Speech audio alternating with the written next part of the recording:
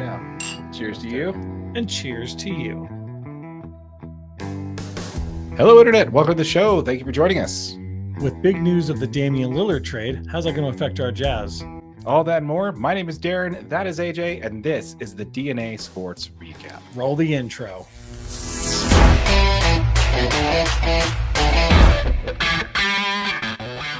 If you are part of the 95% of our audience that is not subscribed, please consider doing so. Thank you. First, let's talk about the breaking news. Damian Lillard has been traded from the Portland Trail Blazers to the Milwaukee Bucks. What's your first take on that? Give me your thoughts real quick. Go ahead. First of all, I'm always happy that Dame's out of the Western Conference. True. But unfortunately, there has been a ton of talent traded back into the Western Conference to the tune of Jrue Holiday, DeAndre Ayton stays in the Western Conference, Tumani Kamara, Josip Nurkic, I guess he stays in the conference. Grayson Allen's back in the Western Conference, Nasir Little, Keon Johnson. So all those guys involved in this gigantic, massive trade for one Damian Lillard. Yeah, let's go ahead and break down the trade here. So I've got that the Dame trade. We got Dame going to the Bucks, Jrue Holiday, DeAndre Ayton, Tumani Kamara, and one first-round pick and pick swaps in 2029 and 2030 to the Blazers. The Suns get Nurkic, Grayson Allen, Nessie Little, and Keon Johnson. The best thing about Damian Lillard in the Western Conference is it's never really impacted anything because the Trailblazers really never did. They've always been so terrible, right? And whenever they are in the playoffs, the Jazz haven't been, so it really wasn't that much of an issue for us. Yeah. Right? So not a big deal. But him going to the East is wide open. With all the movement and stuff, we don't know if Porzingis is going to work out in Boston. What's New York going to do? What's Cleveland going to do? So it's all kind of like up in the air. You got Miami making it to the finals as the 8th seed, which you and I never really hung our hats on that. You and I both agreed that their much goal, more talented team than that 8th seed was actually saying. Yeah, the East is wide open. So I think this is a perfect move for them to make there. Yep. So one note on that is the Blazers are still they're still kind of engaging on deals. It looks like they're going to still try to move Jrue Holiday. Yeah, it wouldn't make any sense to keep him on the team. Yeah, they're going to try to get him to a championship contender. So I'm sure he's headed to the Blazers, or I'm sure he's probably headed to the Golden State Warriors. Yeah, they need one more guard. Yeah. More guards, dude. More Defensive guards, whatever. They don't care. Warriors will sign anybody. We'll just throw Did you see they just signed Rudy Gay? Yeah. Yeah, Rudy Gay. 1-year deal, looking to make the roster spot. Like, man. Isn't what's the name of overrated player in the NBA also try out for them the other day? I don't know if he made the team or not. Every time, dude, this is a great running gag that we got going on the show. It's not even on purpose.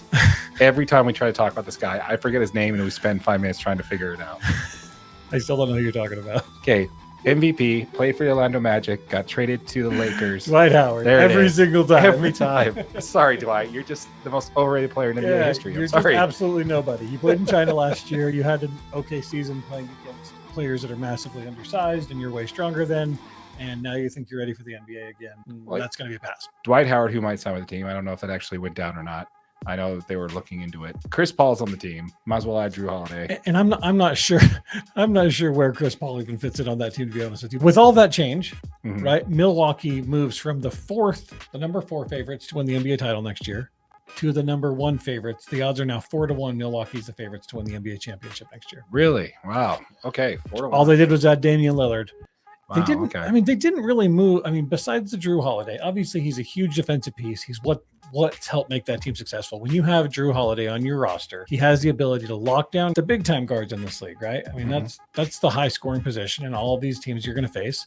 So having Jrue Holiday makes that team much better. So I mean, they didn't lose a ton off of the Bucks, right? They're still 2 years removed from winning an NBA title. The Bucks are going to be very good. You add the scoring punch from Damian Lillard, you space the floor a ton and give Giannis a even larger lane to run through and dunk the ball on everybody's heads. The Bucks are going to be very, very good this year.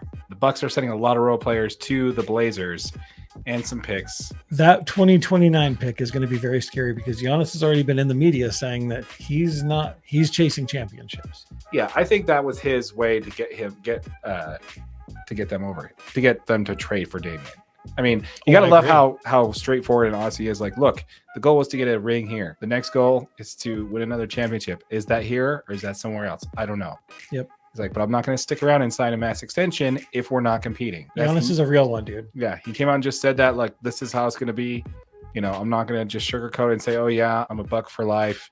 like some players in the trade, but it's good. It's refreshing, and literally his statements like that pretty much what made this deal happen. Yep, I agree. Go ahead and talk about how this deal affects the Utah Jazz, shall we? So the only thing I can really think of that really kind of makes this the effect is that I really think the Blazers got a lot better with this trade.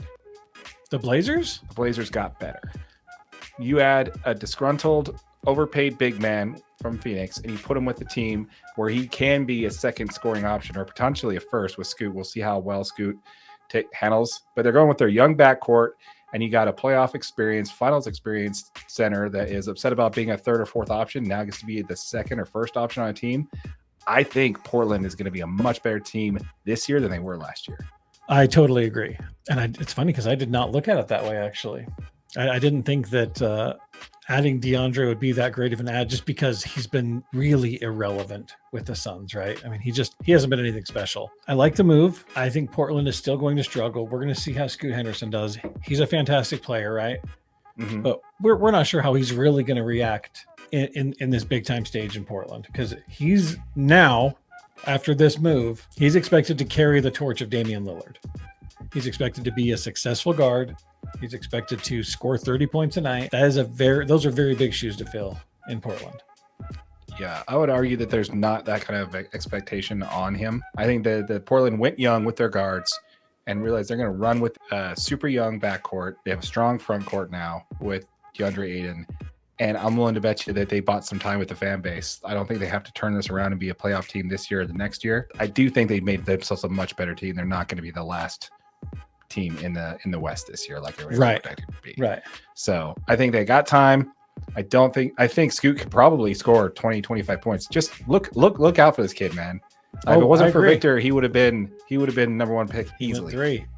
Yeah, he would have been the I'm not so You're not so high on Brandon Miller, huh? No, I'm not. No, I'm not so high on that guy. But yeah, I think this guy would have been in any other draft. Scoot would have been number one easily. And yeah, he's got the talent, he's got the confidence, and I think he's gonna do great things in Portland. You know, he's got a good supporting cast around him. He's got the right coach, got the right GM. You know, so I don't know. I think Portland's not going to be nearly as bad as everybody thinks they're going to be. So they're going to hand him the keys. It's his bus to drive at this point. Yeah, and the Suns got better too. I mean, you don't really need a whole lot of. I mean, you got two. Nurkic and Grayson Allen are just defensive presences out there, and you don't need offense for the Suns. So I think they did a great job. I was actually always worried about the Suns bench players. I mean, yeah, they're 5-6 deep. I think they're probably 7 or 8 deep now. Mm-hmm. Yeah, I think the Suns have been favored to be the ones coming out of the West for most people. Absolutely, we got the Suns coming out of the West. Yeah. So how does this affect Utah? Does this really affect the Jazz at all? I think they're still going to finish above the Blazers. Still, they're going to think they're going to finish below the Suns. Yeah, I mean, I think this is kind of a wash for Utah. Mm-hmm. The way this worked out great for Utah is if Damian signs with the Jazz, which did not happen. I was all game to see Tyler Hero here. I wanted to almost do a video on that. Luckily, we didn't waste our time. Speaking of Tyler Hero, have you heard the comments about him and Butler on social media? Yeah, I saw that they wanted to be investigated for tampering. Yes. Which, if you're the Miami Heat, I only saw a clip on this for Instagram though. Yeah, was Butler being serious? Yeah, he's dead serious. He's like, you didn't hear it from me, but like, what do you mean we didn't hear from you, dude? You just said it out loud on Instagram, on the camera. Of course, we heard it from you. Like, where else do we hear it from? Jimmy Butler's really got to be careful when he says things like that. He's about to get fined because the Miami Heat. Okay, so let's talk about baseball. Okay, I'm going to pivot to baseball on this one. Do you know why during the sticky stuff era, no player ever called out a pitcher on the other team saying, hey, that guy's using a bad substance? Because all of their pitchers were using bad substances. Exactly, because they had to make sure their house was clean and they know it wasn't. Yeah. So same thing here. Miami is not exactly had the cleanest record when it comes to tampering, because this franchise has a history of it. So there shouldn't be the one pointing fingers in this scenario. So that's all I'm going to say on that matter. Jimmy had championship aspirations, thinking that they were going to land Dame, and I think we both kind of called it. I don't think we ever felt confident that Dame was heading to Miami, because the Trailblazers they just weren't going to be forced into any position, right? No, they were like, we're going to get the best possible scenario back for Dame Lillard. He's our best asset we've ever had in the history of the franchise. There's not a chance that we're going to let him go and not feel like we got our money's worth for Dame Lillard. Yeah. Excellent move too, because, Pat Riley, doesn't matter how many rings you have, doesn't matter how good of an exec you have. Unless you offer us something better than what everybody else is doing, we don't have to make this deal. Just not interested. Yeah. Good for a small market team. Just sing it up for it. Good on the Portland Trailblazers, though, for not getting bullied out of that. If you were watching this on YouTube, the full episode is available on YouTube. Just go to the playlist, which will be linked on that side of the screen at the end of the video for the full episode of everything we talked about this week. If you like to listen to it as a podcast, it is available as a podcast, and it can be found wherever podcasts are available. Yep. And if you're watching on YouTube, make sure you like it, make sure you share it, and make sure you subscribe. Hit the subscribe button. Absolutely. Once again, folks, my name is Darren. That is AJ. And this has been the DNA Sports Recap. Till next time.